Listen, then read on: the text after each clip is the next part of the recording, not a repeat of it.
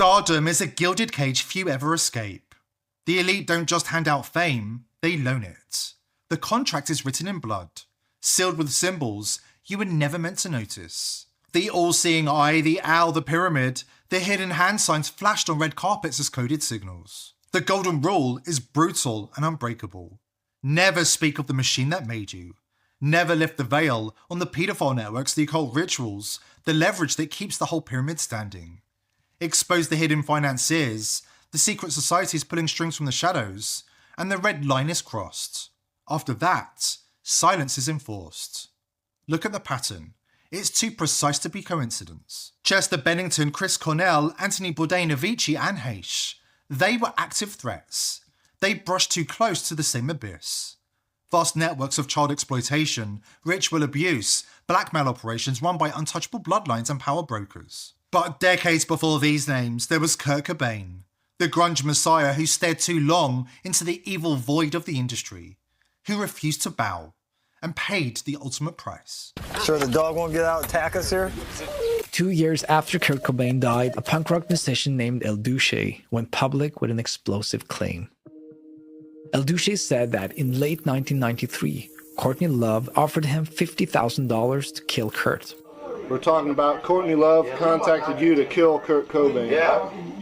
See, I was hanging out in a rock shop. A shop in Hollywood. He passed a polygraph test about these claims. So, just saying. 8 days after giving a videotaped interview, El Duce was struck by a train in Riverside, California. The death was ruled accidental, and he was drunk and wandered onto the tracks. But the timing, well, it was suspicious. El Duce wasn't the only suspicious death in this period, as the Hollywood paedophile ring covered their tracks. Courtney Love's bass player, Kristen Pfaff, also died in deeply suspicious circumstances, just as she threatened to go public. Please welcome, to finish off the show, Hole, ladies and gentlemen.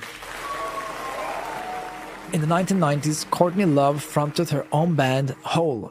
The bassist was Kristen Pfaff. 2 months after Kurt died, Kristen all of a sudden decided to leave Seattle. She quit the band. She was packing to move back to Minnesota, and according to her friends, Kristen had just gotten clean and sober and was excited about starting fresh. But the day before she was going to leave, she was found dead in her bathtub. I said, I've got to go. My bass player just died. Hung up. And went over there and saw her, and I was like, fucking fuck. The fact that Kristen died, it was like, what? Are you fucking kidding? The conspiracy theory suggests Kristen knew something about Kurt's death. The Epstein files have confirmed many of the long-standing rumours about Courtney Love, her connections to elite networks, and the price that she paid to join them. And now, whistleblowers are coming forward to expose the depravity of the circle that considered Kurt Cobain an active threat, and ensured he was silenced. I was a paralegal involved in the Council vs. Dershowitz shit show in 2015. The court case wasn't just about money. There were allegations, sealed of course, but I read them all. Courtney was named in Epstein's Black Book, not as a victim, but as a recruiter, a trafficker in his twisted network. She wasn't some peripheral figure. She was key. Depositions from survivors painted her as the elegant enforcer, luring young models and aspiring artists into private jets bound for Little St. James and Zorro Ranch. She promised stardom, connections in Hollywood, but it was all a trap. Epstein's operation relied on women like her. Charming, connected, untouchable, she bridged the gap between the island orgies and the red carpet elite, making sure the powerful stayed supplied with fresh faces. Young faces. Very young. But it goes deeper. Darker than you can imagine. Courtney's ties aren't just to Epstein's sex ring. They're a cult. She's part of that shadow elite, the ones who dabble in the profane to justify their depravity.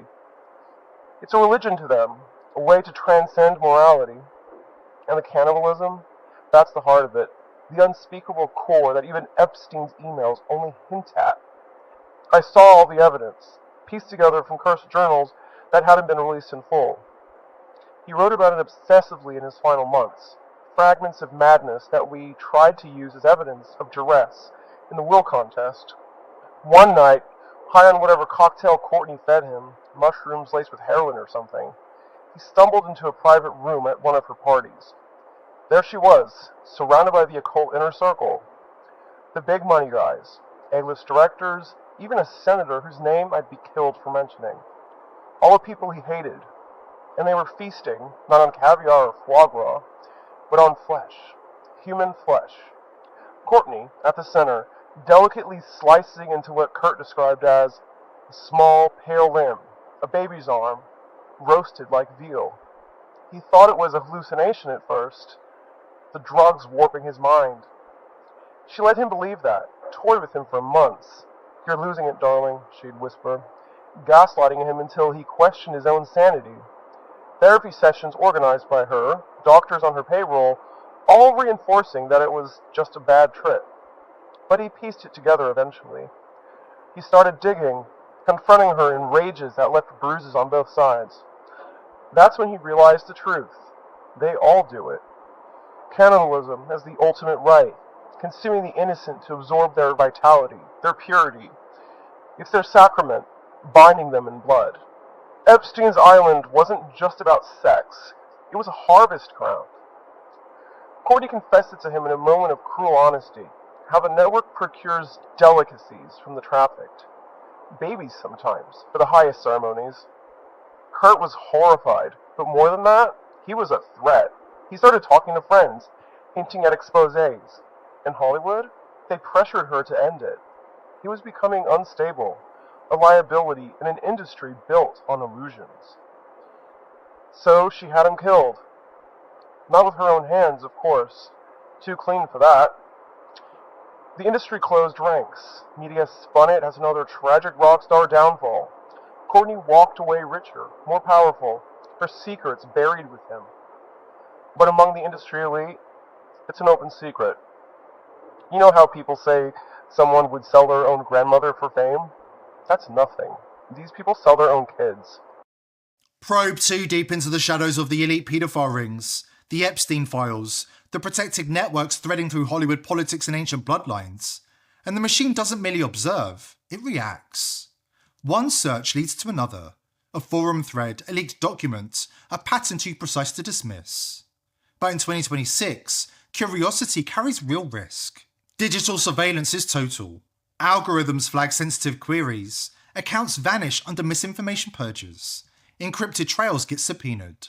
And anonymous researchers find themselves doxed, deplatformed, or quietly visited by authorities, wielding new global hate speech and extremism laws. The internet isn't the wild frontier anymore. Why? Because if the elite secrets get out, it's over for them. This is why Israel have infiltrated and compromised most of the world's leading VPNs, including ExpressVPN, CyberGhost, Nord, private internet access, and dozens more. Meanwhile, industry leader Proton VPN is funded and controlled by the WEF. Still using these compromised legacy VPNs in 2026?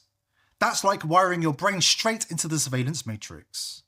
That's why we're revealing the first trustless VPN, VP.net, built last year with new generation privacy tech, so that even if it wanted to spy on you, it couldn't. Even if the feds came knocking, they'll walk away empty-handed. It's built inside a secure enclave, uses military-grade encryption and stores zero data. Sign up today at vp.net/TPV, and you can finally stop asking who's monitoring me, because the answer is they were, but with vp.net, not anymore.